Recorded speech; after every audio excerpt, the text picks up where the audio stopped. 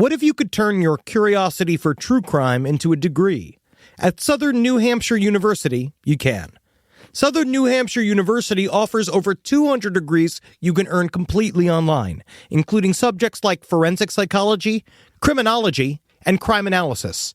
And with low online tuition, Southern New Hampshire University makes earning your degree affordable, flexible, and achievable. Find your degree at snhu.edu/lastpodcast. That's snhu.edu/lastpodcast. Oh, apartments.com. That's right.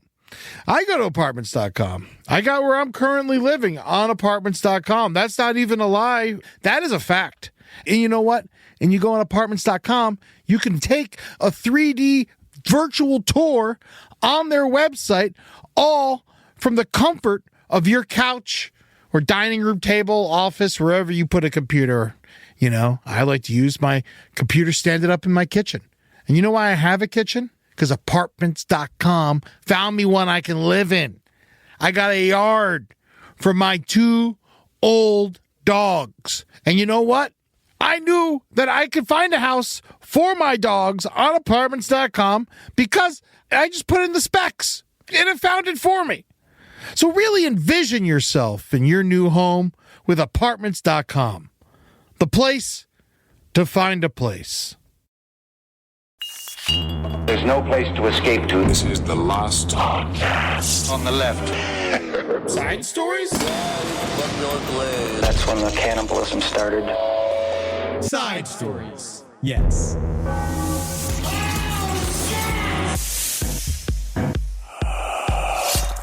I'd put money on Alec Baldwin's father being an alcoholic. How much? $50. Not going to take it.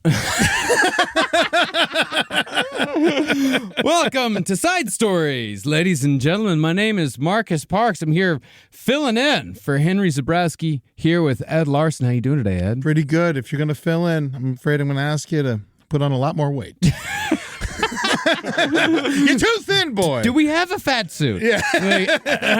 We're going to go full clump today. Well, listen, obviously we hear Marcus because we have some unfortunate news. We lost a member of the last podcast family, and Big Henry Zebrowski Sr., unfortunately, has passed away, and we will do a nice, bigger announcement, but Henry's taken the week off, and we're going to let the boy rest and against his own will. Oh, my God. Yeah. A medical professional, even though both of us were like, you know what, you don't have to. A medical professional had to ask him, why are you working right now? I go, oh, yeah. No, he's a maniac, and God, committed. We say committed. Yes, and you know, hail, Big Henry. Indeed. We love you. I missed that guy already. He was a lot of fun. I remember the day I met him was when I helped Jackie move in to her dorm in at Florida State, and then Big Henry was there, and I was like, all right, this is Henry's dad, you know, and he was so obnoxious, and we all went to Chili's, and he kept yelling at the waitress, and I was like, this guy's funny.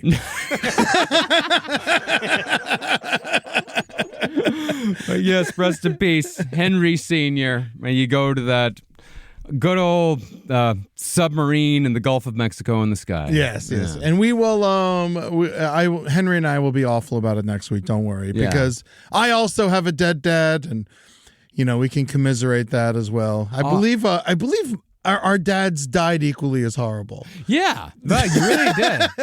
Oh, man, mine's the only one alive. That's right. You're last. You made it, buddy. Congratulations. Fuck yeah.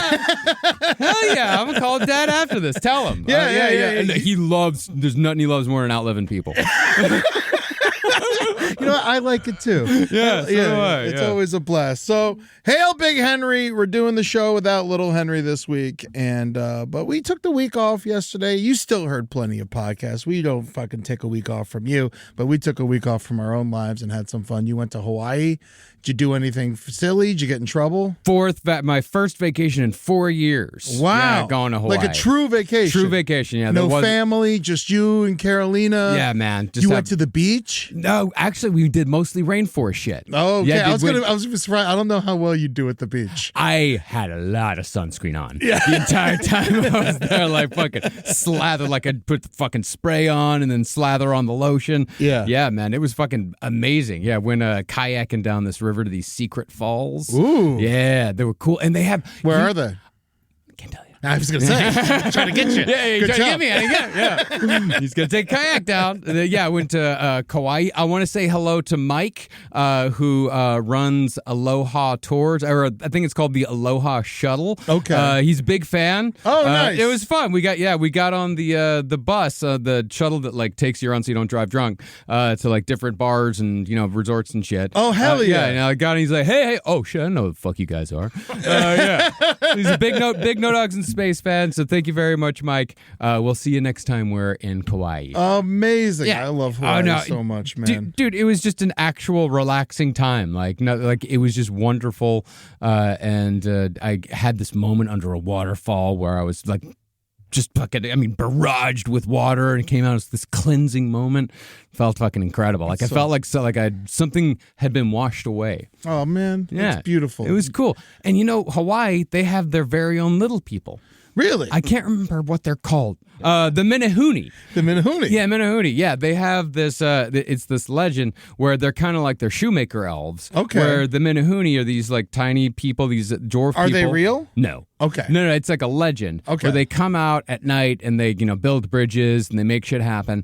But what was interesting is that I looked up the Menehune, and did you ever hear about the Hobbit skeleton? Yes. Yeah, so it turns out that some people think that the Menehune may actually have been some of those Hobbit people that the original settlers of Hawaii had taken from Indonesia, or I think that's where they found the Hobbit skeleton. Okay. But had taken them from there, and they were in fact their servants. So Wow. the original settlers of Hawaii may have had an army of dwarves as their servants. Wow. Yeah. That's fucking.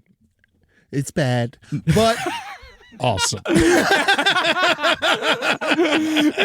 can you imagine settling a new land and you just have a bunch of dwarves doing all of your work for you? Man, it's Wonka. Yeah, it is. Except for pineapples. Holy shit, dude! It's totally Wonka. Yeah. Oh man, Hawaii is fucking Wonka land. Yeah. All right. I love Hawaii, man. I Yeah. can't wait to go back. There's lots of crazy shit there. Yeah. It's all invasive species, and I think that's, fine. Yeah, chickens everywhere. Because we went to Kauai. And the reason why Kauai as the only island that has chickens is because back in, when they were first settling the islands, they had a rat problem. And so one of the guys, he was a sailor, these guys, we talked about it in the Batavia series. These guys just fucking sail everywhere. And so this guy had gone from Hawaii to Africa, and some dude in some village somewhere said oh yeah, you got a rat problem?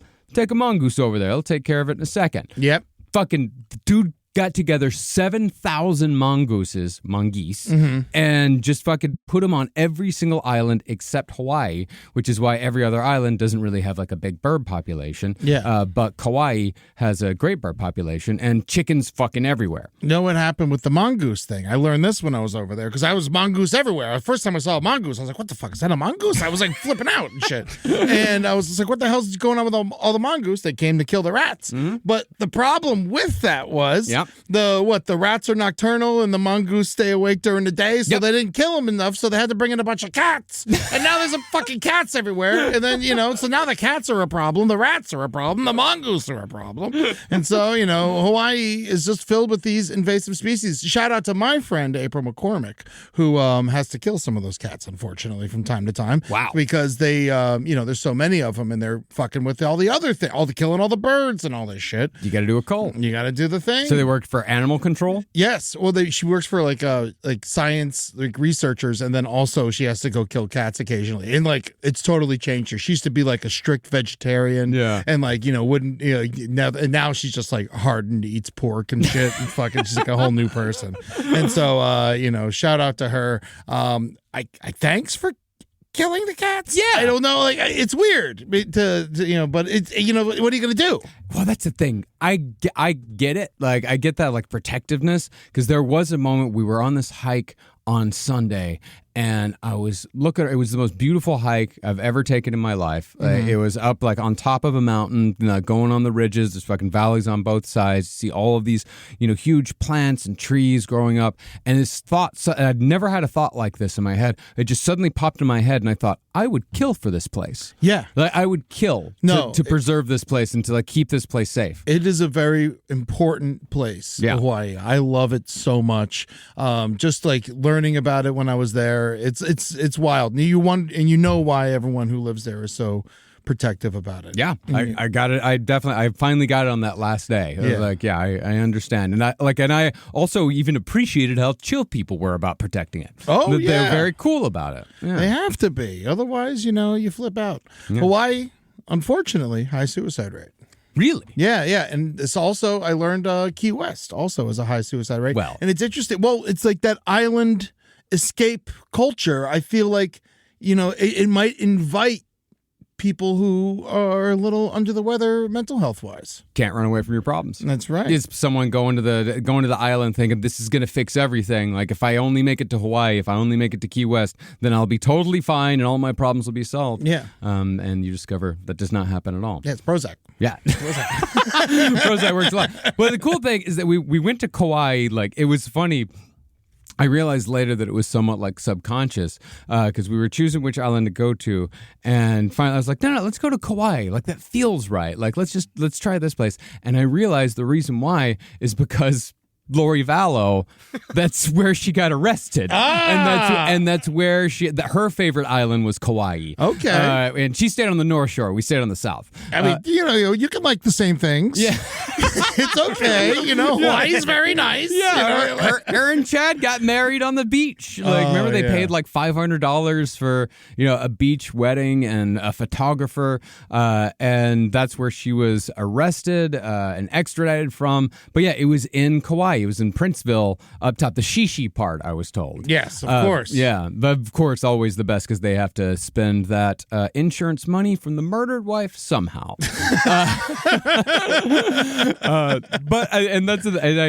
I had to stop myself from like just telling like random Lori Vallow facts to strangers. Oh yeah, it's hard. Just don't fucking mention murder. Don't mention it. Don't mention it. Like, the only time that I really talked about was I was on a hike. Like when we went down to the Secret Falls, we had a guide and we went like on a tour. You kayak down. And there's like, we went with a bunch of bro dudes on like their bro vacation, their brocation. Yeah, like a bunch of guys in their like late 20s, like early 30s. But of course, like talking shit like dudes do, just regular dudes, and like, hey, better shut up, like, or else it's gonna put us on a podcast. It's like, only if you murder someone. Yeah. Like, if you kill someone, you're on. Yeah, dude. If you kill someone, we're definitely going to talk about you a lot. If I met you and you're a murderer, you're in. Yeah, there's no way we're not talking about it. Yeah. Man, with this picture, this I guess these aren't engagement. These are wedding photos. These are wedding photos of Chad Daybell and Lori Vallow. You think he's faking the guitar here? The ukulele? He doesn't know how to play ukulele. They just handed it to him and said, pretend. Yeah. Like, yeah. Fucking assholes. And she's trying to do a hula dance and looking fucking horrible doing it. She doesn't have an ounce of rhythm in her life, in her fucking body. It is interesting to look at this photo and know that this man is going to get riddled with bullets from the government. It really is, man. I didn't think about it that way. I was like, God, yeah. He's just going to be fucking slumped up next to a pole with a bunch of fucking blood just gushing out of his body. This would be the outfit, too. The white outfit? Like, it would be, if you're going to do it, man, put him back in the fucking linen. Matt, I wonder if you can request, like, the color. Yeah. Like, in which you can be killed. Yeah, request white. Dude, Dolphins jersey for me, for sure.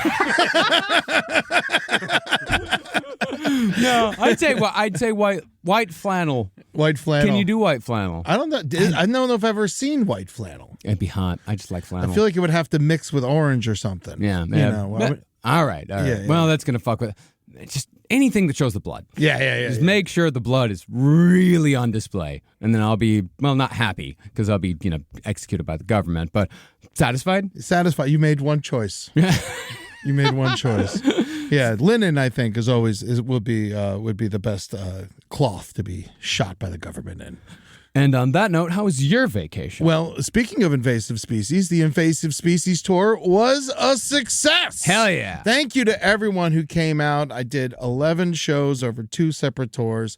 Fucking hour by myself. Finally, never done it before. I've done it 11 times now, and it was great. It went really well. It's hard to like say that you did really well, but I did. Yeah. And it was fucking cool. Everyone who came to the shows had a great time. I loved meeting everyone. Thank you so much for everyone that understood that Henry obviously called out from the side story shows in Dania and Orlando. He even though he called out, he still like called. He let me call him during the show and make fun of him. And so it was a journey, and and it was like, luckily I had a bunch of dead dad jokes that I could tell, and it went right, it segued real well. Yeah, sometimes these things dovetail. But the shows were fucking amazing. I had an awesome time. Fucking Naples, and there was, everywhere I went, it seemed like there was a weird Florida tragedy followed me, and we'll get to some of the stories later on. But yeah, literally, there was a bear attack in Naples. There was an alligator attack close to Fort Lauderdale. It was crazy. Welcome to the synchronicity, my friend. I know. It's wild how it just happens. Yeah, man, it just fucking happens wherever you go. Somehow things just get attached somehow, and it's weird how it happens. I've noticed. Yeah, we made fun of the old Pope the day before before he died. You know, it's just wild how this shit goes, man. Oh man, the Pope. I had so much fun watching Pope news. In Hawaii, like we had a whole Pope morning. New Chicago Pope, Chicago style Pope. Welcome. Yeah, does that mean we put a pickle on him? It's incredible. The Chicago style Pope beat another cardinal actually named Pizza Balla. Oh yeah, talk about some Italian beef. Yeah. No, I kept singing this song. I don't know why I got this song stuck in my head, like during the whole thing. I just kept singing, like, when you're in Rome and you are choosing a pope, you can always form a conclave. So the whole trip, me and Carolina just kept going, conclave. Oh my God, Chicago Pope, and he seems to be not racist. Yeah, and that, which is wild. It's wild, yeah. I mean, definitely harboring pedophiles and sexual abusers, but it's for sure. As one person did make a point, he's a pope. He's a pope. It's like you're not really gonna find a guy until, like, I don't know, maybe 40, 50 years from now, maybe, who wasn't involved in that in some way. They would have to stop eventually. Yeah. That is true. No, when I met like 40 or 50 years, it's like once we're down to like 6 priests. Yeah, he's not getting new ones all that often. Well, I can't wait to discover whatever nightmares this man has committed in his past. I'm sure there's a couple, but so far so good. New Pope. Yeah, we're all rooting for you. So far so good, and the Pope's brother seems nice. Oh yeah, they keep. I don't know anything about him. He's just some dude in Chicago. Like he lives in the suburbs. Like like last week we was playing Words with Friends, and we watched Conclave, actually. It's good. It's pretty good. He's MAGA. Got it. But I thought, they hated him. They've been fighting. The MAGA's been fighting with him a bunch. Well, apparently the Pope's brother is MAGA. Oh, well, of course he is. Oh, yeah. He's from Chicago. Yeah, he's from Chicago and moved to Florida. Okay. Yeah. Nah, and the Pope's brother, I mean, what do we expect here? Yeah. It's like, may we all be judged by the worst member in our family. Yeah. True. Very true. Very true. Rise from your grave. This is an advertisement from BetterHelp. Maintaining my mental health is crucial in navigating our podcast network through the choppy waters of the culture war.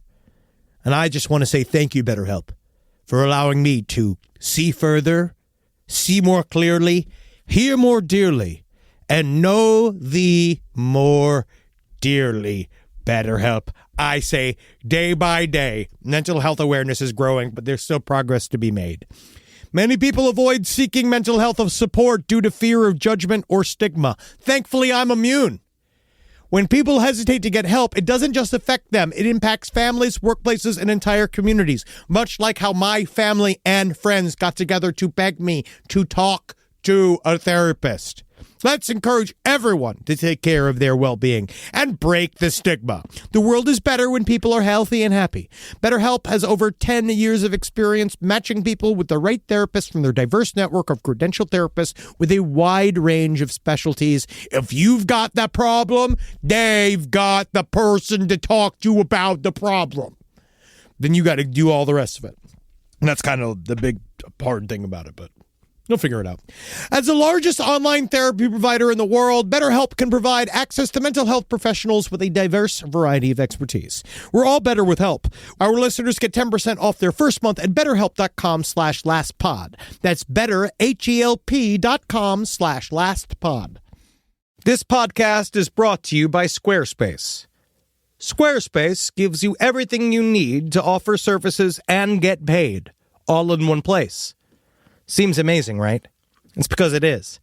From consultations to events and experiences, showcase your offerings with a customizable website designed to attract clients and grow your business, which is good because let's just say I need it. You know, as you may or may not know, I lost horsepicks.com in a very, very public and embarrassing auction to a young man by the name of Charlie Bucket, who has decided to take my horse picks and drive it towards the right. Some of the incendiary horse picks that I've seen, including Steve Bannon on a Clydesdale. One of the worst I saw was Ivanka Trump inside of a mare. And I know that this is not the direction that I saw horsepicks.com. And that little boy, I didn't know that he'd become a full-fledged Nazi and grow his hair into broccoli shapes and do all sorts of things I don't understand, which is why I've started emupaintings.com. Thank you, Squarespace, because emupaintings.com it's an exceptional way for me to get you paintings of emus in various positions that emus wouldn't normally be. And in a way, I find it both amusing and inspiring to see what emus can do using the painter's brush and imagination. And if it wasn't for Squarespace, I would be absolutely effed to the gills. That's the term for being absolutely S out of luck. So Squarespace, thank you for streamlining your workflow with built-in tools, because I would not have been able to get this website up fast enough due to the legal fees I've received and the personal heartache and my own health deteriorating. I just want to say thank you, Squarespace, for all your help. And emupaintings.com is going to be just as good and just as funny and relevant. I promise. Head to squarespace.com/left for a free trial. When you're ready to launch, use offer code LEFT to save 10% off your first purchase of a website or domain. Summer's just around the corner. And when it's summertime, you know you're going to go out and do stuff, have a good time. You're going to concerts, you're going to the beach, maybe a vacation or two. So every dollar really counts. And you know where you waste a lot of money? On these crazy cell phone plans. They're all so expensive. I just dropped out of one that I was paying $150 a month for, and the service wasn't even that good. So with just $15 a month, you can do it with Mint Mobile. All plans come with high-speed data and unlimited talk and text delivered on the nation's largest 5G network. Why overpay? Why spend too much when you can go to Mint Mobile? You know what I did with the money I saved when I joined Mint Mobile? I bought sandwiches. And you know what? I love sandwiches. And you know why I wasn't buying sandwiches before? Because sandwiches are more expensive than they've ever been. I've been making my own sandwiches. But now that I'm with Mint Mobile, I'm buying them again, baby. I don't even care how much they are. I'm going to nice, fancy delis. I'm getting the pastrami and the corned beef all on one. You know why? Because I saved money with Mint Mobile. So this year, skip breaking a sweat and breaking the bank Get your summer savings and shop premium wireless plans at mintmobile.com/LPOTL. That's mintmobile.com/LPOTL. Upfront payment of $45 for 3-month, 5-gigabyte plan required, equivalent to $15 per month. New customer offer for the first 3 months only. Then, full price plan options available. Taxes and fees extra. See Mint Mobile for details. But I had such a good time in Florida. It was just an amazing time. So much good food. I went to the beach. Shout out to Adam Wirtz and Julie Rosing for fucking shepherding me and being my tour managers and helping me sell merch and shit. But I think the most important part of my trip was Key West. Chickens everywhere, by the way. It's covered in chickens. Yeah. Breakfast was expensive. You know what? It's like someone's fucking up. Yeah. There's chickens everywhere. You just give me the eggs. And I know what it was. I saw a bunch of baby chickens. They let them live, and yeah. I think that's the main problem. Yeah, and well, it's free range too, so it's hard to know where they're laying the eggs. Yeah, and they eat trash. Yeah, but regardless, it's not going to be great. It's free range trash chickens. It's not. Yeah, it's not like in a really nice. It's not like my mom's chickens that get really good food. But I brought gifts for everybody. Oh, yes, and so a little something for you, a little something for Rob, and a little something for the studio. But before I show you, I went and full disclosure, I went and met and visited Robert the doll. Robert the haunted doll. Robert the haunted doll, the most haunted doll in the world, apparently. Yeah. Yeah, no, I went and visited him. There is definitely something off. Yeah. No question about it. He was very nice. I talked to him. I apologized for what Henry said about him on the show and when the mics cut out and stuff like that. I apologized. I brought him some of my merch. I have actually some of my merch was I got Biggest Baby merch, that I sell at the shows, but I actually made like child-size shirts for like my relatives and I had extra. So I brought like a child's Ed Larson Biggest Baby shirt for Robert. I told him he doesn't have to wear it if he doesn't want to, but it's his. I wrote him a little note from last podcast on the left thanking him for his contribution to our show. It's very nice. And he was great. And I asked for permission before we filmed him, and then assuming he said yes, and we filmed him. Me and him talking for a little bit, and he was very sweet. I really think that he really helped me get through those last 3 shows because I was so tired at the end of the tour, and the power of Robert really, because that first show in Key West, the Friday, it was good, but it was like my worst show. Yeah. And because I was beat, because after those 2 shows in Orlando without Henry and then those long ass meet and greets and shit, I was working hard. I'm 1 hour of sleep, I was all fucked up. And then Saturday morning I woke up, I was like, we need to go see Robert and make sure everything's okay.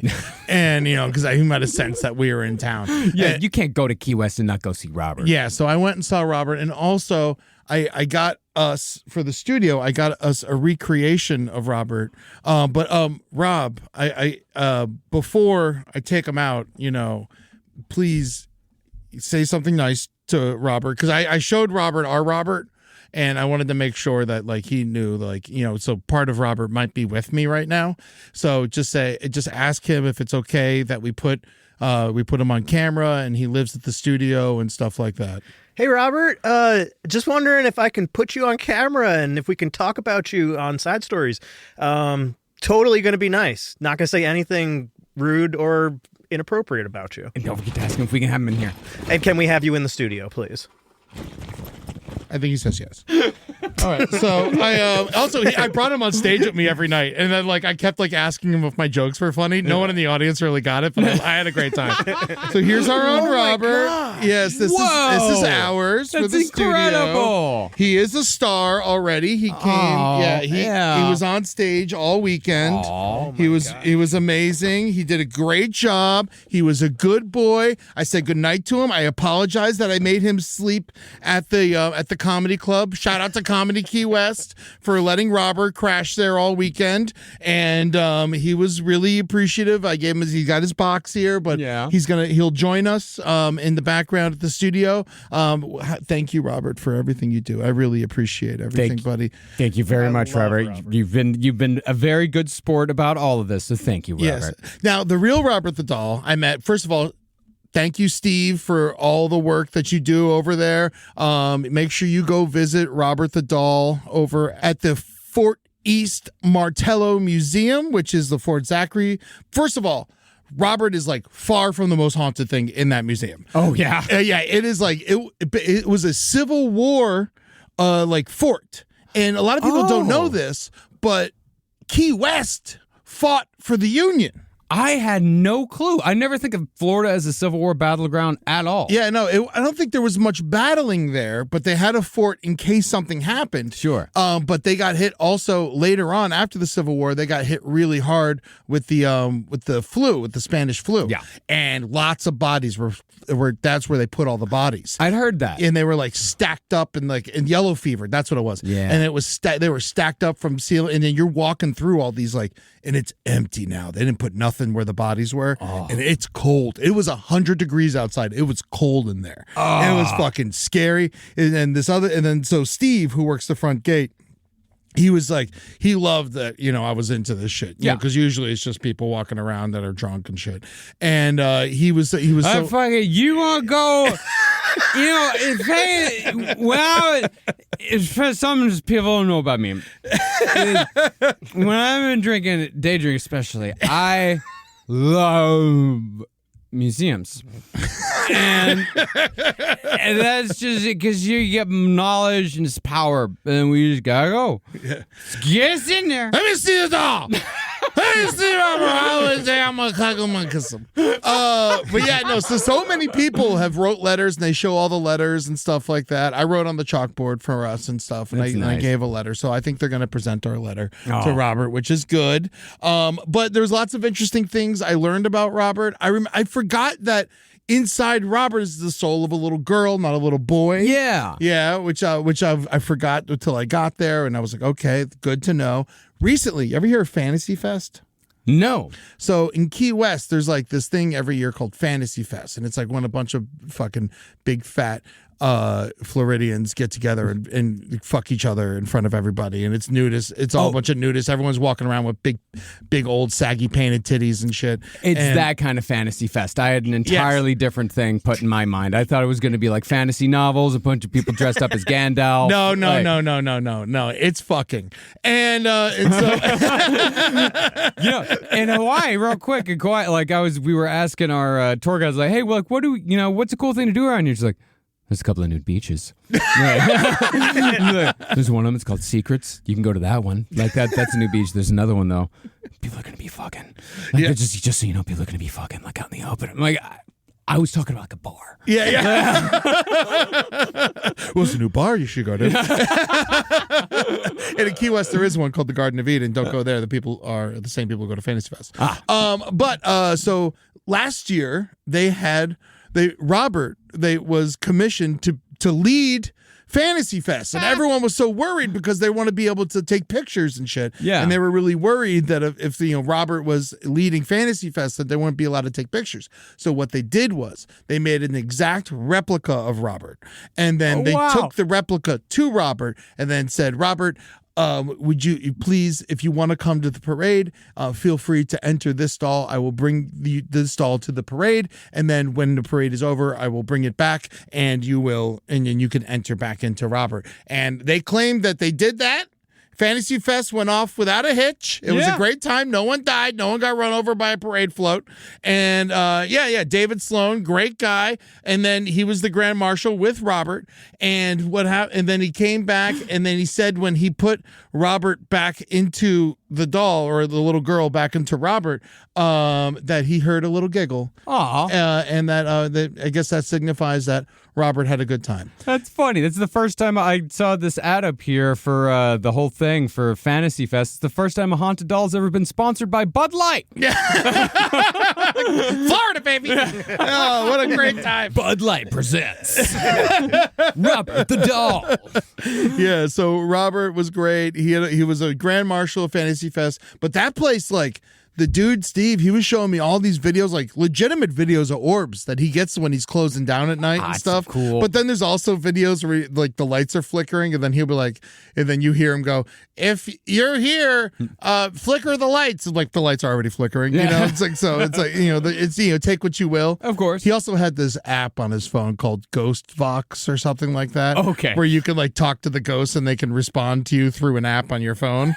I don't know how true it was, but it was always it was interesting. Yeah, I haven't heard of Ghost Vox. Yeah. Ghost Vox, maybe, not Box. But no, it was I never heard of it before, but he had it and he loved using it. And shout out to Steve and all the work you do down there at the Fort East Martello Museum and keeping Robert safe. And I was so happy to meet him. And I introduced him to Julie. She didn't like Robert as much as I did, but she understood where my love is, but she said it is getting a little obsessive.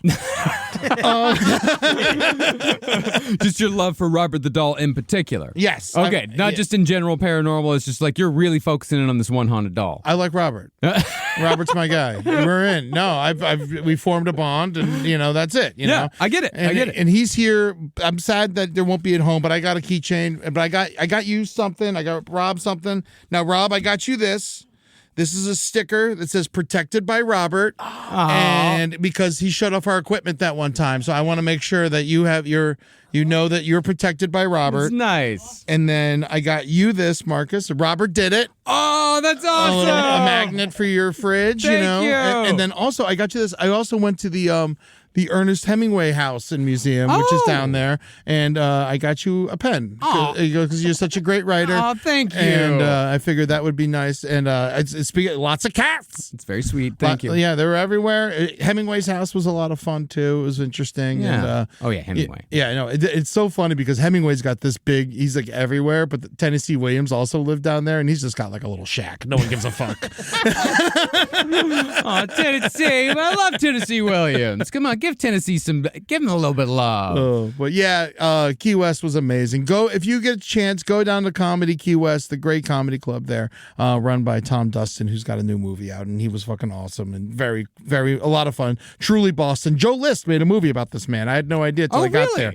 Yeah. And so Joe, it just came out. Joe in forever. I know. I miss Joe so much. But Florida, I love you. Invasive species in the bag. So is my Florida hour. Now I have to write new jokes, which really is a bummer. But this week I got a very special thing happening tomorrow. I just want to keep people updated as far as like updates go, or a pup date. I'm getting Harley tomorrow. The tumor dog. My tumor dog. Oh, is it okay for me to call him the tumor dog? Well, the tumor's gone. Okay, so they removed it. Former tumor dog. Yeah, the rescue made this, like, they showed like this graphic fucking video of the tumor getting removed, like full surgery channel, like crazy, like, and the tumor is like, I'll show you the video. You're gonna love it. Oh yeah, no, I love this shit. The tumor's literally bigger than Tootsie. Wow. It's 19.5 pounds that they lifted off of Harley. Man, that's That's only 6 pounds off from being as heavy as Georgie. Yeah. And so now, like, now Harley is like an ox now. She's fucking killing it. We get her tomorrow. Her staples come out, and then she comes over to the house, and I'm ready to accept this new dog into my life. She's definitely a little bit of a hunchback. It might grow back, so just to let her know our house is sanctuary. Yeah. and we're putting in a bell, and everything's going to be nice. No, it's great. No, we just our dog Frankie, Frankie came in with some medical problems. She still had a cast on her leg and all that from the horrible things she went through before we got her. But it's great to have a dog that, that's had a little bit of seen some shit. Yeah. Had some stuff happen to him, I think it makes him sweeter. No, Harley's lived outdoors her whole life. I can't wait to give her a bed inside at the foot of mine. It's going to be great, and she'll get to end her life in my house, which is now Doggy Hospice. So that is she'll have a great end of her life with me, and maybe Robert will bless her. But speaking of which, I can't move on from this just yet. I have one more question. Oh, all you got?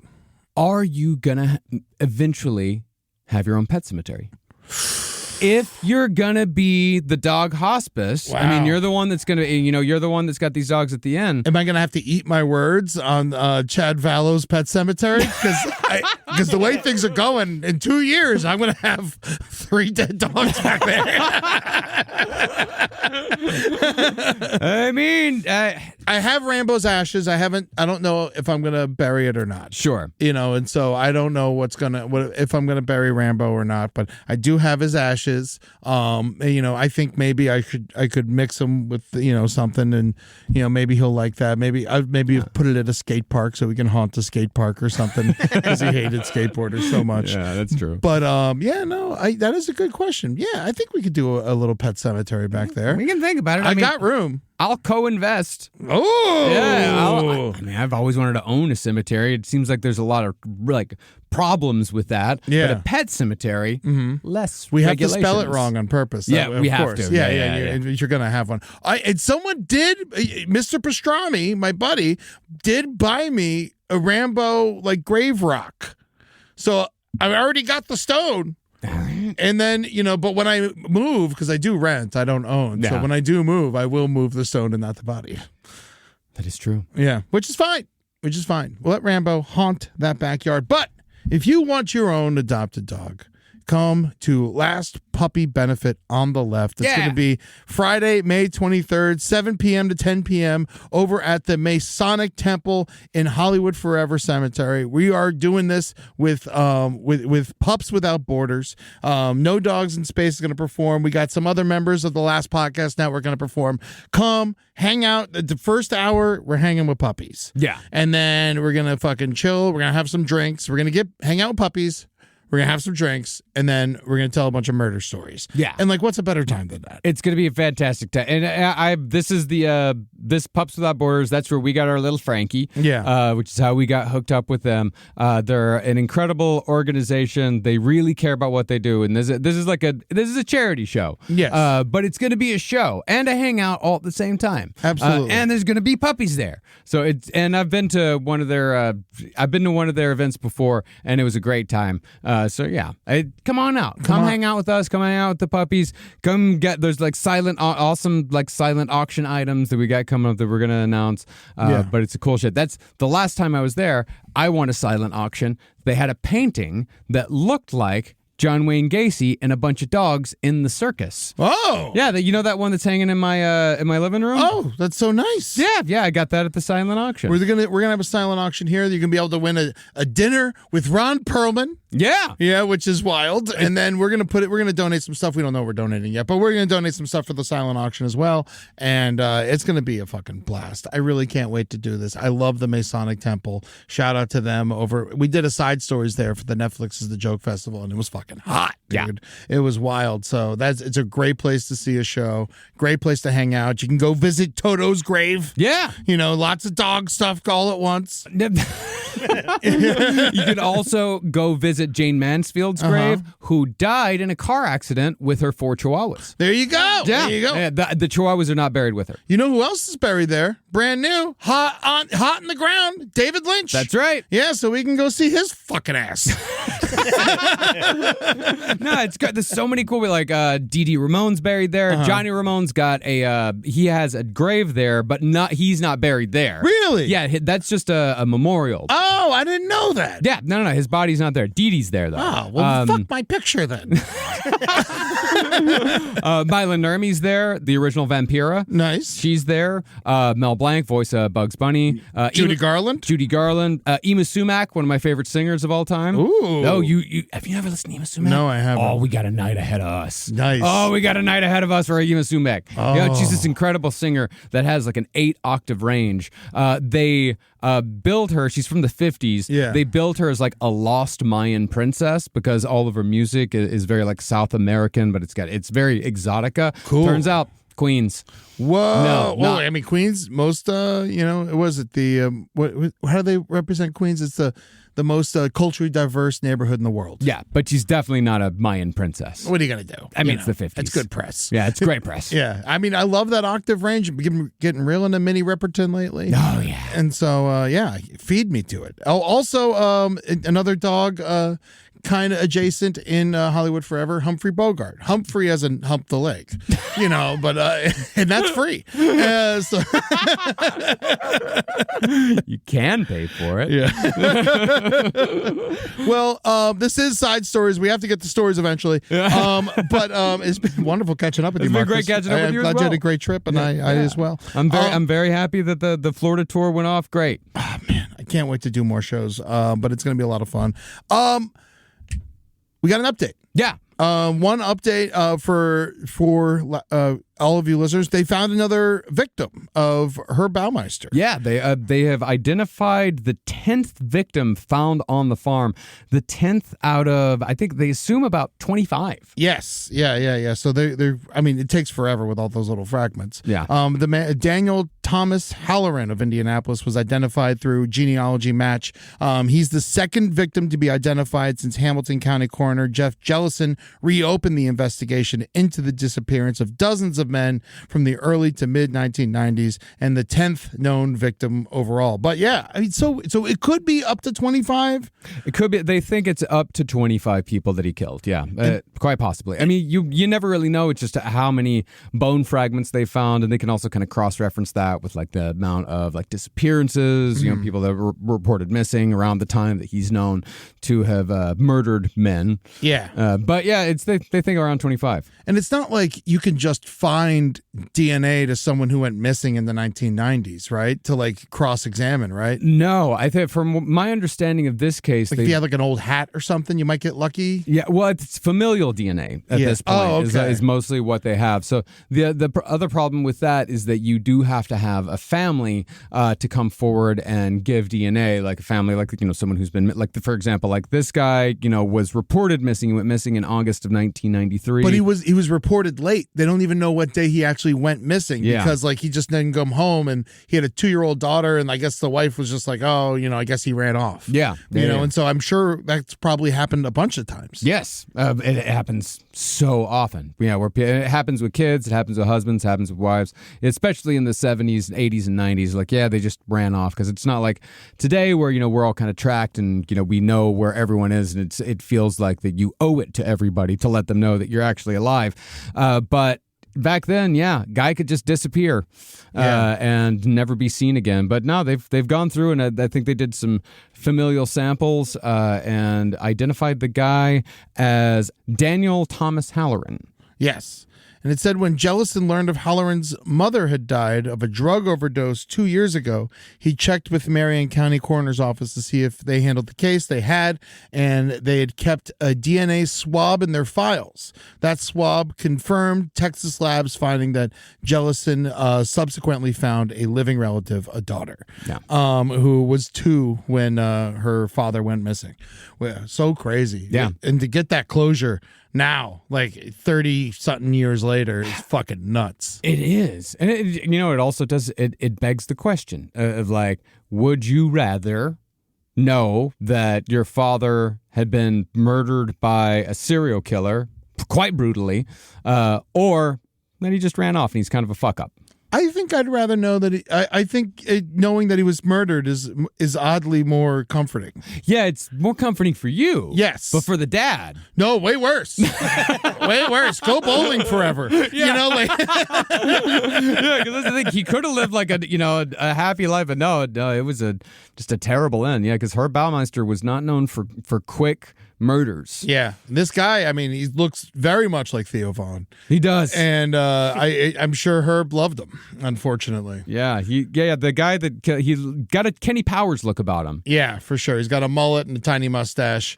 Is that a mullet, or is he just standing in front of a Christmas tree? One or the other. Either way, he fits in, that's for sure. He does. Oh, well, I'm glad that was figured out, and I hope they find some more. If you have a dad who went missing in the Indianapolis area in the 90s, maybe you should hit up Jellison, find out if maybe it happened. Figure it out. They got lots of bones. They don't know what the fuck they're doing with.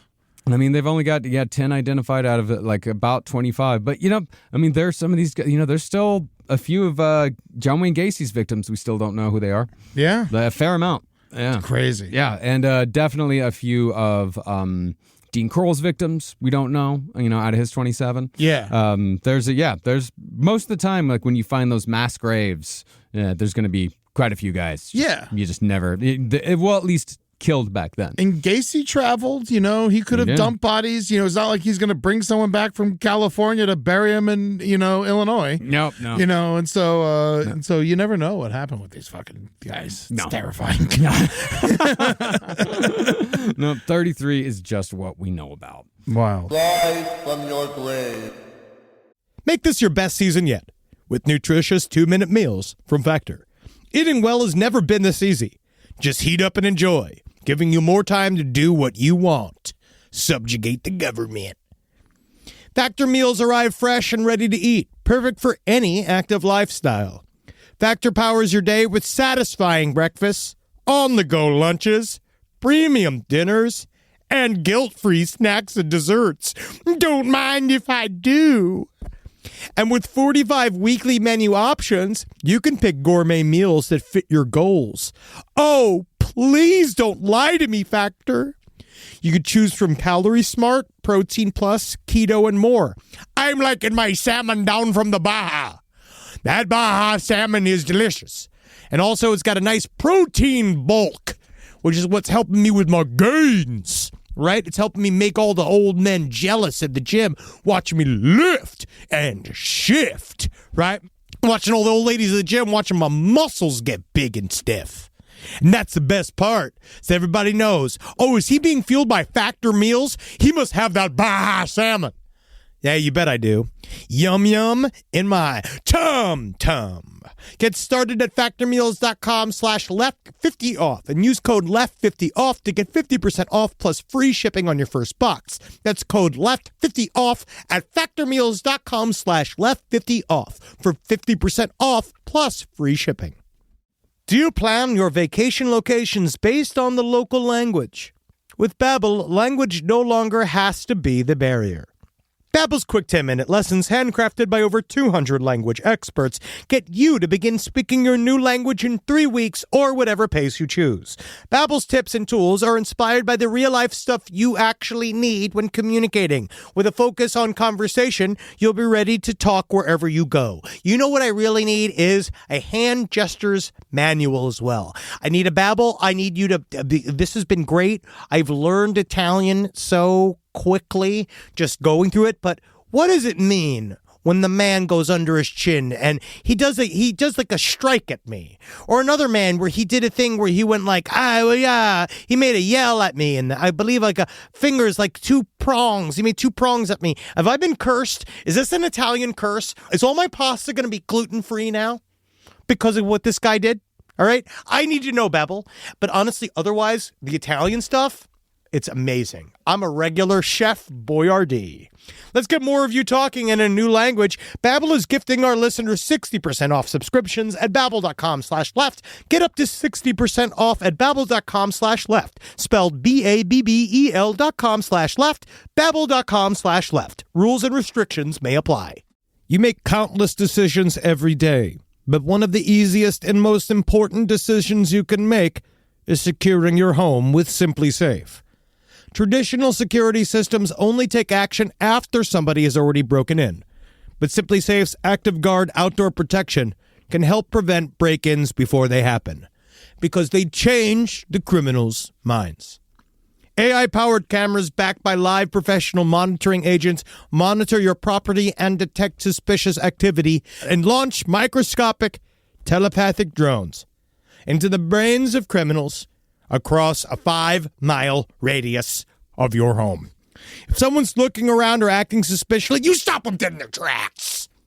Those agents see and they talk to them in real time, activate spotlights, and even contact the police, all before they have a chance to get inside your home. Neutralize! Threat neutralized!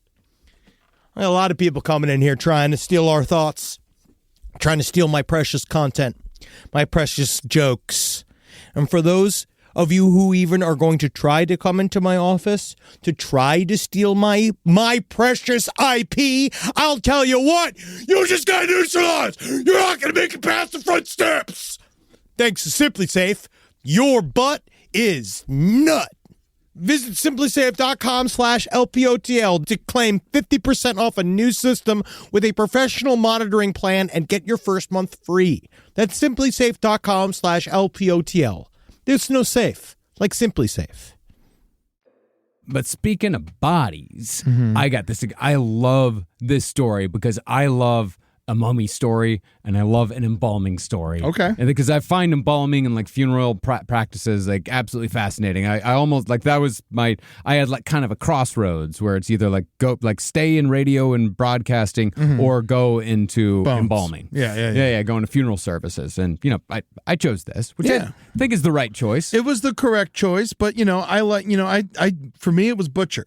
I wish I would have learned to be a butcher, but I wasn't, and now it can just be a hobby. Yeah. So if anyone dies and wants to donate their body to Marcus, he'll fucking play with it. I'll play with it. I'll fucking stick a tube in your ass. We'll and mummify your fucking tushy. I'll suck out all your bullshit and fucking put it in a bucket, throw it in my backyard. So what's the deal with this mummy? Well, the mystery of a mummy from an Austrian village has been solved, according to researchers who say it was embalmed in an unexpected way via the rectum. Ooh! Never heard of rectal embalming before. They say this is the first known case of rectal embalming. Okay, now I know that they like put like formaldehyde through you and stuff like that for Well, what is the embalming process? I don't even really know. Well, this is 1746, so this is long before like modern embalming. Modern embalming didn't come about until the Civil War, the American Civil War, because there were so many people that were dying way back, so far away from home. The families wanted the bodies transported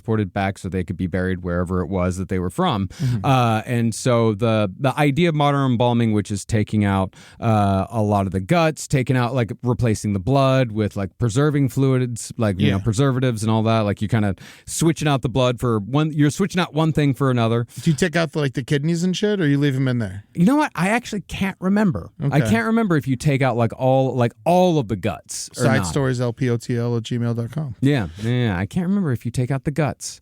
Okay. No, mummies don't have guts. Okay, No. Mummies. See, that's the We're difference. just talking about normal embalming. Yeah. The difference between normal embalming and like mummies are definitely like all the guts are gone. Okay. And this guy, all of the guts were gone. But the reason why it was a mystery was because when they found this body, they think that the body is the preserved corpse of an aristocratic vicar named Franz Xaver Sidler von Rosenegg. Cool. Yeah, or Rosenegg. Yeah, Franz Xavier Sidler von Rosenegg. Yeah, they were redoing his tomb. Like they had to do some like reconstruction on it, and they found the body and figured like, fuck it, let's see what's inside. Yeah. And so they did some CT scans of it and found that it was hollow inside. So like, and also he'd obviously been mummified. You look at the body, it's like, oh, this body's definitely been mummified. But through the butt. That's the thing. They didn't see any kind of holes or like entry points where they may have, where they may have like pulled out any of the organs or anything like that. So there they were no sucked entry out points. his organs through his ass? Well, I don't know about sucked out. Yeah, I don't know. yeah. They didn't have vacuums back then. They didn't. No. Because I actually, for a while, when I first read the story, like I saw mummy and rectum and mystery and air dry and the way all of the words were put together. I also saw via vacuum. Yeah. Not via rectum, via vacuum. That's what I would think. You know? No, but you can actually even see in this picture here, you can see there's actually there's a little tuft coming out of his butthole. Yeah, there is a little something in there. Like that must have been a cork or something. That had to have been because they would have had to have stretched it out pretty good in order to pull out all of the organs via the butthole. Wow. And not just pull out all of the organs via the butthole, but putting in wood chips, fragmented twigs, hemp and silk fabrics, and zinc. So they taxidermied them. Yeah, and zinc chloride.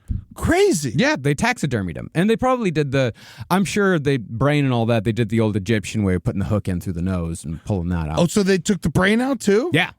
Fucking nuts. Yeah, man, 'cause all that shit stinks. Man, so how do you think they did it? Do you think they did like the whole like stuck a little thing in there and like swished it, or like stuck a sword up there and like swished it around, chopped it up good, and then got that out? Or they just pulled the intestines like a rope? They might have just got a hook. I would imagine it's all hooks. Yeah. Like, if they did the hooks the same way that they did the brain, I would imagine it's sticking a hook up in there, but they may have blended it.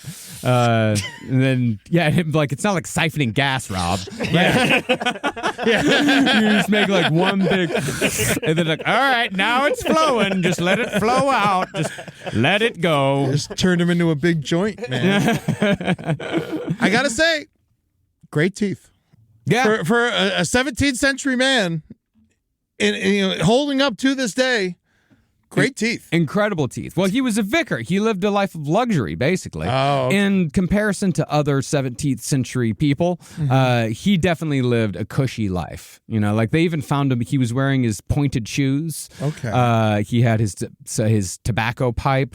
And, they just found that his body was in incredible shape overall. But yeah, he did live a much better life than most people did back then. Rob, can you zoom in on the penis for me? I'm just curious. The penis area. There's penis not really area. anything left. Do you think it fell? Oh, no, it's Oh, yeah. it's there. Yeah. Well, it is there. It is there. Wow. Okay. It looks sort of cocooned. I mean, of course, it's deflated, it all it got emptied, but yeah, it's still there. Yeah. All right. Uncircumcised. Good to know. I should hope so. Yeah. Yeah. Oh, all right. Sticking around. Stick it around. Just put them up. Well, Put them up in there. I got something that oddly, I was going to have you go twice in a row, but this one of my stories kind of goes into what we've already been talking about. Pittsburgh funeral home owner allegedly dumped pets in a landfill after charging for the cremations. No, this is terrible. What a fucking asshole. I mean, like, come on. Like, just do your job. Yeah. It's got to be easier. Why do you? Yeah, it's got to be easier than driving all the way out to the landfill. And dumping a bunch of dogs out the fucking. So this guy. All right. So this comes from whatchamacallit, from a WTAE, which is a Pittsburgh affiliate, Action News. A Pittsburgh funeral home owner is accused of stealing hundreds of thousands of dollars from people who paid for pet burial and cremation services. According to Pennsylvania Attorney General, thousands of dogs and cats were improperly disposed of after the owners paid for the cremation, burials, and other services. This guy collected over $650,000 between 2021 and 2024 from people, and then he just took the dogs and the cats and he threw them in the trash instead of giving people what they deserved, which is some comfort. So it's crazy that this man did this, but he finally got caught. You just can't throw dogs in the trash. No, you can't. You can't throw dogs. You can't throw cats. You can't throw birds. You can't just throw an animal in the trash. More than 6,500 victims have already been identified. So this, I mean, don't go to the dump in Pittsburgh. I mean, we all know that Pittsburgh. Well, we all know that the fucking dumps are lands of wonder and whimsy and joy, and you can find many wonderful things at the dump. Did your dad ever take you to the dump when you were a kid? I did. I went to the dump once. My dad, I don't know why the fuck my dad brought me to the dump. Yeah. I went to Mount Pompano, we call it. The only hill in all of Broward County is a giant fucking dump. And I tell you what, those seagulls are the size of Buicks up there. Okay, that's different. You got to deal with seagulls in Florida, so you got wildlife at the dumps. Yeah, besides yeah. the rats. Yes, yeah. My dad used to take me to the dump all the time when I was a kid. It was fucking fantastic. You go to shoot the rats? No, we just went to look and to dump. We had to dump our stuff because we lived in I lived in rural Texas. We didn't really have we didn't get like a dumpster until I was in like high school. So you had to take your trash somewhere. Yeah, and there was no local pickup. So yeah, we had to take regular trips to the dump to get rid of our trash. Like once every couple weeks. Why the fuck was I at the dump? Like, we were at the top, and like we weren't like dumping something. We were like talking to somebody. Yeah. And my dad was like had a deal with someone at the dump. Your or dad something. had a guy at the dump. There was like something, I don't know what it was. Like he had like business at the dump, and I had to go with him. Fucking, you're gonna go to sleep tonight, and you're gonna be thinking about this, and some awful fucking memory's gonna unlock that you had forgotten about, and it's just like, oh, I do, but yeah, the core memory is just blown away by the size of the seagulls. Just like I just remember, just be like, those are big fucking. My dad was laughing his ass off, and I mean, I don't think my dad was. I mean, my dad was involved with like some minor thievery, but nothing crazy illegal. It's not like he was like a murderer or anything like that. No. So it's wonder why the fuck I was at that dump. To the bottom of this. But this case was disturbing and will cause devastation and heartache to many. Pennsylvania's Attorney General Dave Sunday said, "Our pets are members of our families, and this defendant betrayed and agonized pet owners who entrusted him to provide dignified services for their beloved cats and dogs." I know, as someone who just got their dog's ashes, I don't know how much I would care. If it was not his actual ashes? Yeah. Not lawsuit care. Yeah, definitely not lawsuit No. care. I'd be pissed. I'd want to like punch the guy. Yeah, angry phone call care. Yeah. But I don't know. Like, I understand, but like, why do we even get it? Why do we get him back? I guess it's just we romanticize it a lot. Yeah. I when my dogs die, I think, you know what? I don't know if I'd want the ashes of the dog. Now that in the moment, you're like, yeah, give them to me, you know? But like now I'm like, what the fuck am I going to do with these things? Yeah, it never even occurred to me that I would get the dog's ashes back. Yeah. Like, it's just, I thought you just called a guy.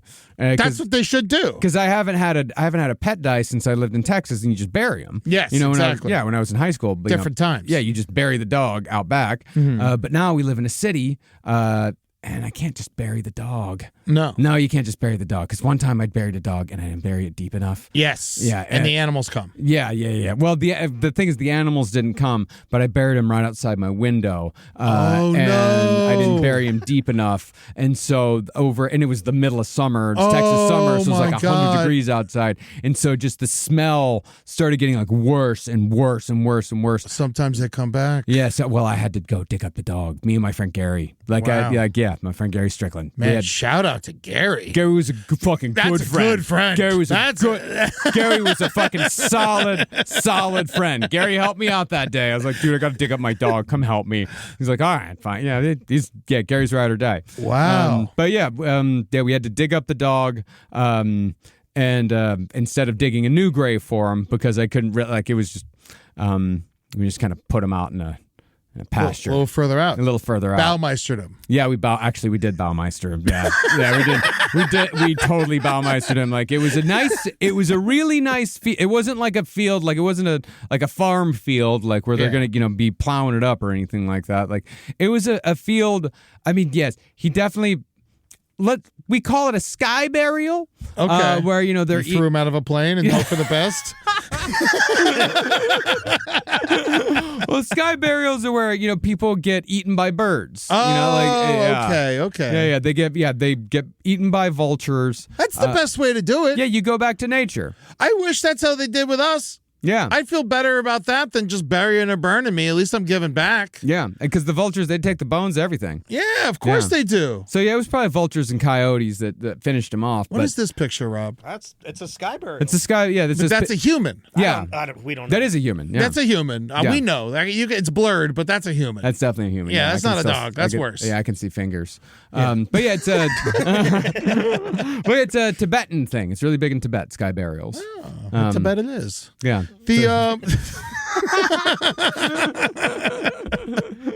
Oh man, what else is going on in the news? Oh, the other thing that I got is this incredible story out of Australia.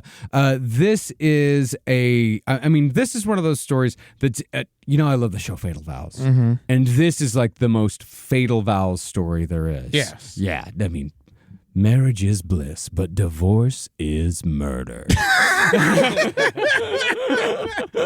An Air Force pilot in the RAAF is accused of murdering his wife and staging her death to make it look like a ride-on mower accident. Whoa! Yes. Oh my God. Yes. He has secured a major court win after a judge ruled he could be released on bail to take care of his ailing mother. He would be prohibited, and this is the amazing thing about it, he is a pilot, so one of the conditions of his bail is that he is prohibited from coming within 500 meters of an international airport terminal. Yeah, because he could just fucking fly away. Yeah, and he can't enter any airfield. Good. Yeah. But wow, how annoying is his mother that they're releasing him to take care of her? Nobody. Can't get anyone to fucking God. Let him go. Let him go. Get him out of here. Get him out of here. So he killed his wife and then he ran her over with a lawnmower? Robert John Crawford is charged with the murder of his wife, Frances Crawford, in southeast Queensland on July 30th, 2024. Emergency services found the body of Miss Crawford, 49, at the base of the property's retaining wall around 3:40 a.m. near a riding mower. Apparently in Australia, they call it a ride-on mower.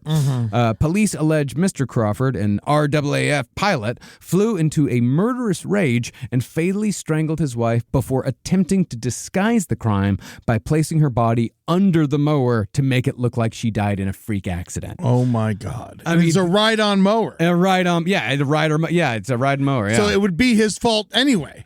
Well, I don't know. Riding mowers, you could kill yourself. Do they go on their own? They can go on their own, but on the other hand, no, because they do have. When you stand up, from you a got to riding hit mower, the lever, right? Well, when you stand up from a riding mower, it automatically turns off. Yeah. So either way, he killed her. It's flawed. Yeah, you can't. I mean, obviously it's flawed. He went to prison. He's his trial is coming up. Oh, okay. He hasn't even gone to trial yet. This is his bail hearing. Oh, okay. So it could be an accident then, and we have to say that. Well, remember, allegedly. Well, he's also charged with misconduct with a corpse, with police alleging in court documents that Mr. Crawford moved his wife's body without lawful jurisdiction or excuse.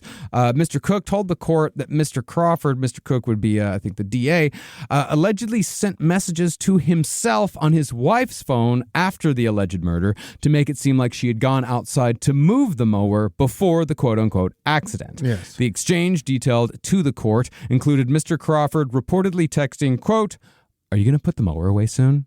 Miss Crawford allegedly replies, "Just give me a sec."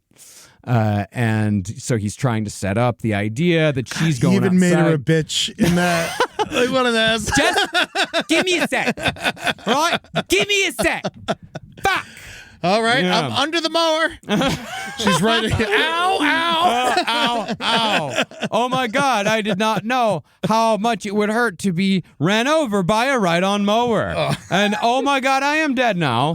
Well, the coroner went in and said, okay, this woman was definitely strangled to death. Right? Yeah. She was they said that she might have died from being run over by the mower, but it was the, manual strangulation. I'm surprised that sealed they the could deal. tell after running over her with a mower. That's the thing. We don't know how bad the damage actually was because, it's not dead alive. Yes. He's not, she's not kicking ass for the Lord and it's not, the sort of push mower where you got these big blades. So she was probably mutilated, but I don't know, did he run over her head? Did he run over her legs? Where did he run over the body? Not well enough. Definitely not well enough. You always run over the part that you destroyed. Yeah. That's, yeah. But that's the thing. You only get one shot. You can't run her over multiple times because then they're going to know. So if you run her over one time, that's the only shot you got. Wow. Yeah. God, what a fucking crazy way to kill somebody. Yeah. Well, really, it's just a mutilation. Yes, you're right. Because he did kill her normal. Yeah, he did. Yeah, he did kill her normal. But yeah, it's a hell of an alibi, especially at 3 a.m. Yeah, no one mows their fucking lawn at 3 a.m. Well, the idea was that she was putting it away. She was putting it away. Yeah, and there were also several inconsistencies. Unwashed dishes.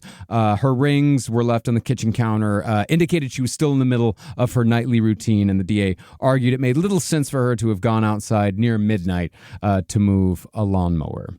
But apparently this guy was a dick. Anyway, Crawford's children expect to be witnesses in the case. They had a bad relationship with their father. One witness reportedly described Crawford in his statement as controlling and intimidating.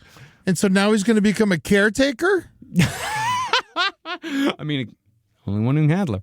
Jesus Christ. Yeah. Well, I hope his mom, is happy that he's there. He's got a very Australian face. He really does. Yeah, he really does. It's that Australian face. Why do Australians have such big heads and such tiny ears?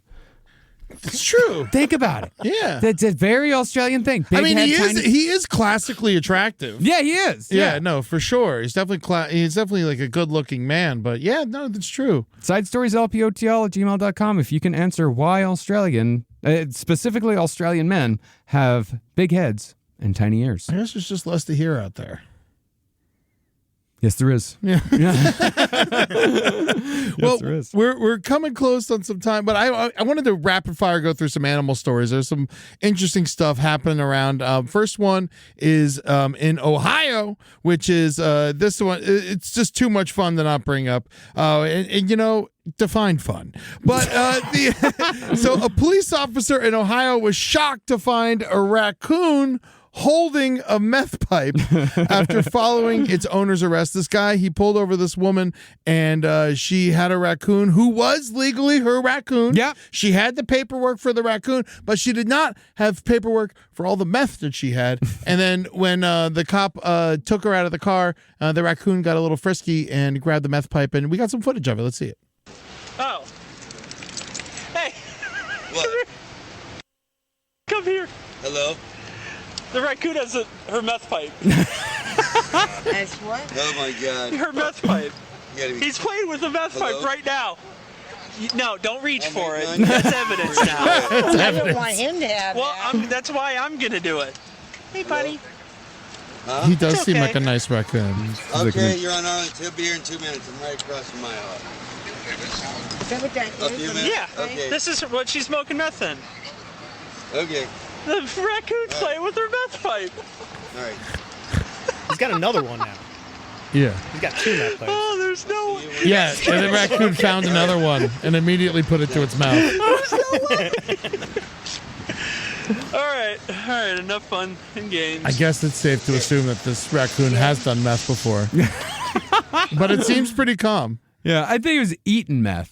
Yeah. You don't know if like it's smoked, but well, he's probably just they might have blown smoke in its face. Yes. I mean, who knows what happened. I'm sorry that this woman got addicted to drugs and was so loosey-goosey with him that her raccoon was playing with her meth pipe during a traffic stop. But, you know. And not just loosey-goosey, but that she smokes enough meth to drive around with multiple meth pipes. Yeah. That one was very used and one was just, brand new. As someone who used to drive and smoke weed, I only had one pipe with me. Yeah. And that's, maybe that's the difference between weed and meth. But the, Meth, you don't want to get like caught flat-footed. Yeah. Always be ready. Oh, and the raccoon's name was Chewy. Oh, Chewy. Well, I hope they don't euthanize you, Chewy. While our officers are trained to expect the unexpected, finding a raccoon holding a meth pipe is a first. No raccoons were hurt or injured in the incident, thank God. Always, we remain committed to keeping our community safe, no matter what surprises come our way. So thank you to the Cuyahoga Falls Police Department. I guess that's outside of Cleveland. That checks out. Yep. And Yep. Ohio. and shout out Love to you. Travis Irvine, Yeah. our own Ohio raccoon that works here, and he doesn't do meth, and so that's good. Does not, and as far as I know, never has. Yeah, never has. Yeah. Never has. So- And speaking of Cleveland, we'll see you on November 29th. We're going to be at the Masonic Temple. Can't wait to come play a show for you. The full Last Podcast on the Left show, Cleveland, Ohio, Masonic Temple, Saturday, November 29th. Go to lastpodcastontheleft.com for tickets to that show and many more. Yeah, that's the Saturday directly after Thanksgiving. So that's going to be a lot of fun. I'm actually going to visit my family in Cincinnati and then drive on over, go to Rock and Roll Hall of Fame, and then do a show for you fucking wild cheeseburger loving fucks. So while I was in Florida, real quick, I just want to say, there was crazy animal deaths. The first black bear kill in Florida happened in Naples when I was in Naples. This is nuts. Yeah, no, a black bear killed a man and his dog. There has been multiple bear attacks in Florida before, but this is the first bear officially killing somebody in Florida And eating them. and a black bear. It's usually not. Black bears are supposedly the most chill of the bears. Yeah, don't you just have to shout at a black bear and he's supposed You to go ring away? a bell. Yeah. I was walking my friend's dog and I was like, "There's a bell. What's the bell for?" And they're like, "Oh, when you see a bear, you ring the bell." I was like, "Well, you walk your dog." And but the black, it was weighing close to 300 pounds. That's not even. I'm that. Yeah. And so that's not even that big of a bear, but it did fucking kill this old man, 89-year-old man. That's the main. I think that's the.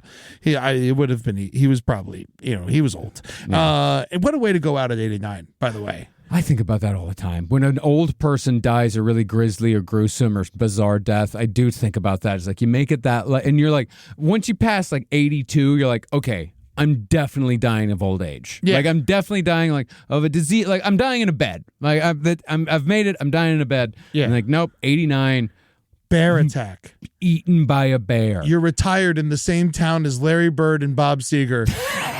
and Judge Judy, and you fucking get attacked by a bear, and that's how you go out. Fucking crazy. Also, there was an alligator kill in Florida. Before I move on, I just wanted to tip you off to this and our listeners at home. This has not been updated to one of my favorite Wikipedia pages. So hopefully this gets updated soon. Anyone who out there who updates Wikipedia, do this for me. But there is a list of fatal bear attacks in North America, Wikipedia page, and it goes all the way back to the 1780s. It's a delight. Each story is better than the last. I'm just going to pick a random one. We'll say this one was September 20th, 2005. Arthur Louis, a 6-year-old male in Canada near Brown River, British Columbia.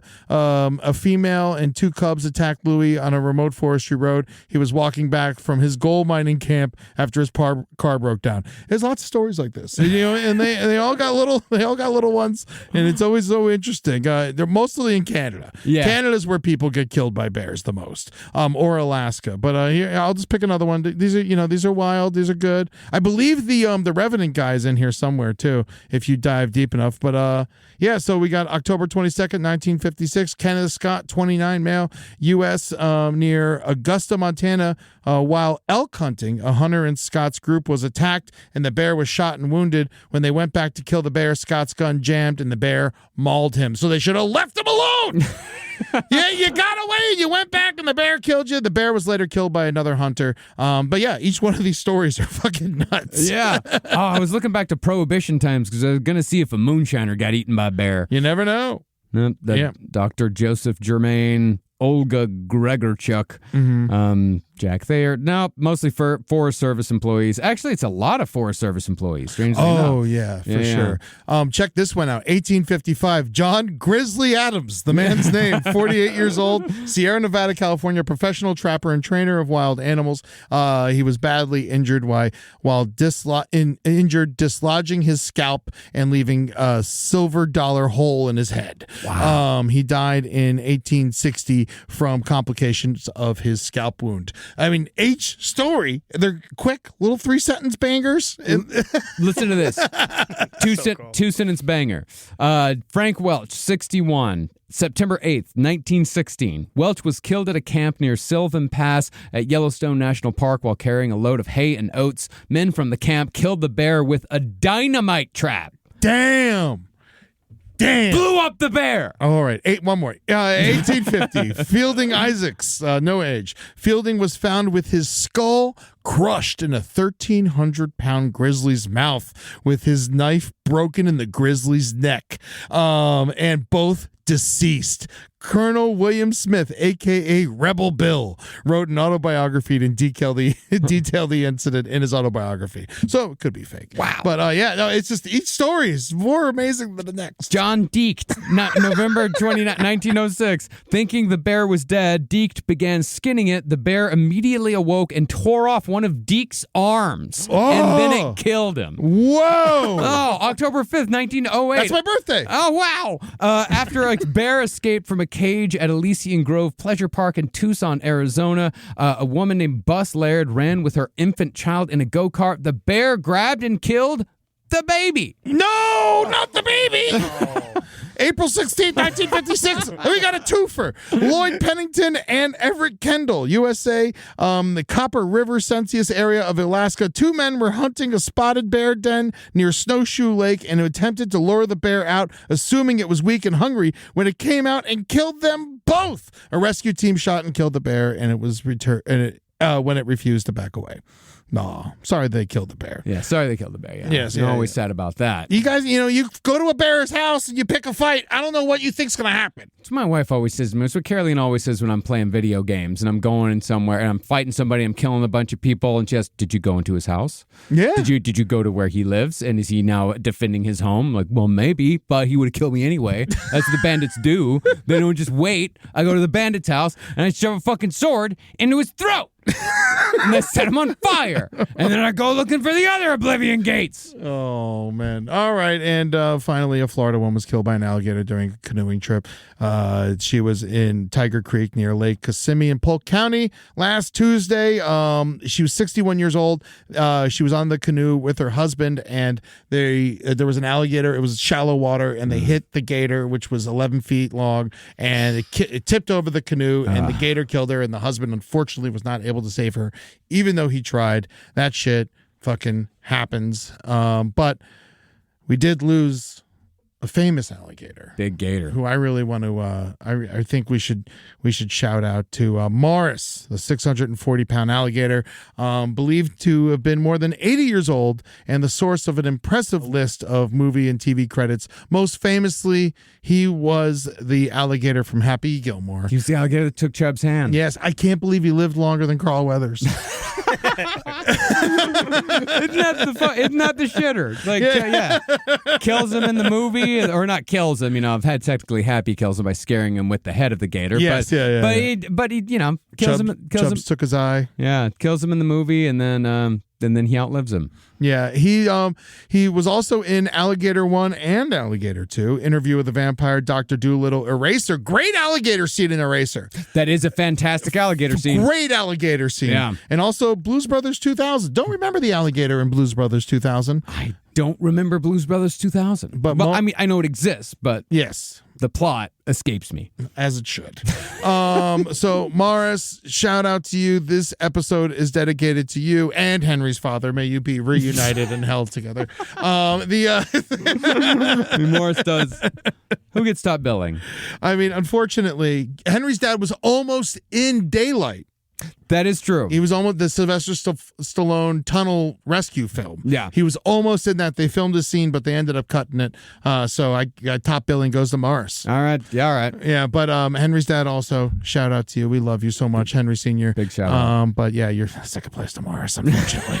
I mean, come on. Morris was on Coach. Yeah. So... I mean, Coach is a great show. Night Court, Leno, he's done a lot. He's done lots of good work, and we could all hope for a 20-year retirement. We really could. Yeah, in Florida. Yeah. So no, this is Colorado. He was in Colorado. Actually, I would rather retire in Colorado than Florida.